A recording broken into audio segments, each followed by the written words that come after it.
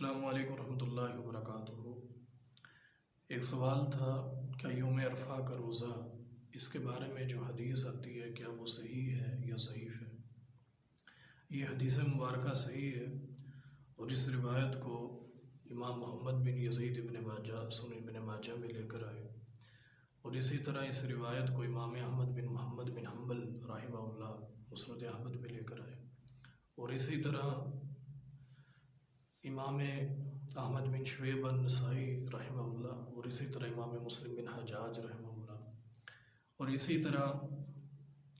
امام ابو عیسیٰ محمد بن عیسیٰ ترمذی رحمہ اللہ دیگر کتب احادیث میں، اور جو روایت میں آپ کے سامنے رکھنے لگا ہوں یہ جامع ترمذی کے حوالے سے روایت ہے۔ حدثنا قتیبہ و احمد بن عبدۃ الزبی قال حدثنا حماد بن زید عن غیلان بن جریر عن عبد اللہ بن معبد الزمانی عن ابی قتادہ ان النبی صلی اللہ علیہ وسلم صیام یوم عرفۃ انی احتسب علی اللہ ان یکفر السنۃ التی قبلہ والسنۃ التی بعدہ۔ حضرت ابو قتادہ رضی اللہ تعالیٰ عنہ کہتے ہیں، نبی علیہ السلام نے فرمایا کہ میں اللہ عز و جل پہ امید کرتا ہوں کہ یوم عرفہ کے روزے کی وجہ سے ایک سال کے پہلے اور ایک سال کے بعد کے گناہ اللہ عز و جل معاف فرما دیں گے۔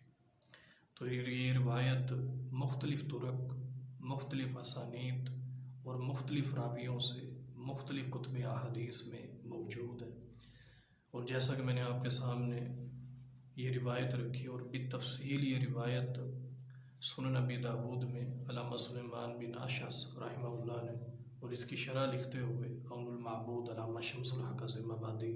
رحمہ اللہ نے نقل کیا،